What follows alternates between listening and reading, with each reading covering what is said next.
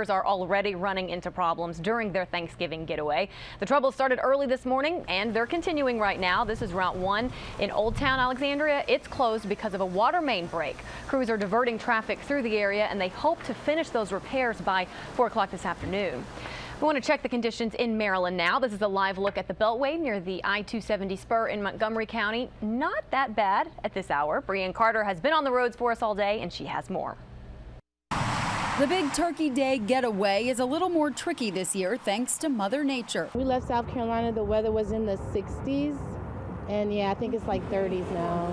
Knowing she could run into winter weather on her way to Philly, Katrina Sparks and her family piled into the car last night. We were trying to beat the traffic. And she wasn't alone. Of the more than 39 million people expected to hit the highway this week, many say they tried to get out ahead of the backups, especially since forecasters say this storm could bring rain, sleet, and even snow to certain places up and down the East Coast. If I was going to take 95, I was going to leave early. And when we ran into Eileen Alexander in Laurel, her annual holiday drive was only half complete. We got to get to Jersey Turnpike, then Garden State Parkway, then over the Tappan Zee Bridge, and so I still got, it's a 9-hour drive. In the D.C. metro region this morning, drivers only had downpours to manage, but the rain still complicated many people's commute.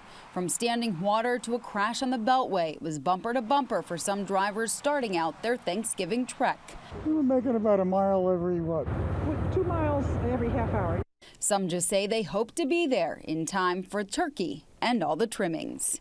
Okay. By Thanksgiving Day. In Laurel, Brianne Carter, ABC 7 News.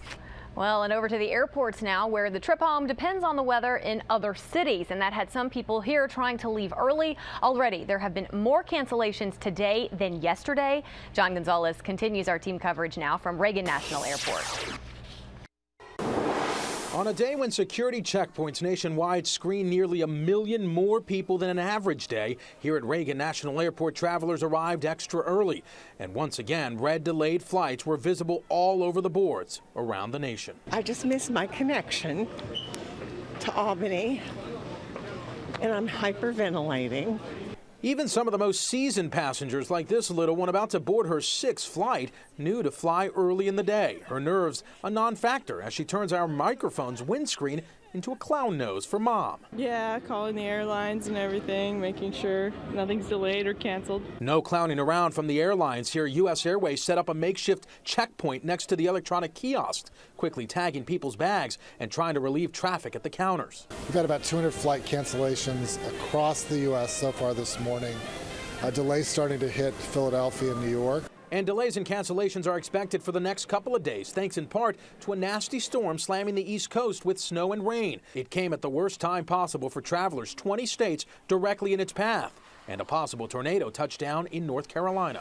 On this considered to be the busiest travel day of the year, at times the security lines here at Reagan haven't been that bad. Airline experts say a lot of it is because of online check-in and people keeping a close tab on their flights on their phones.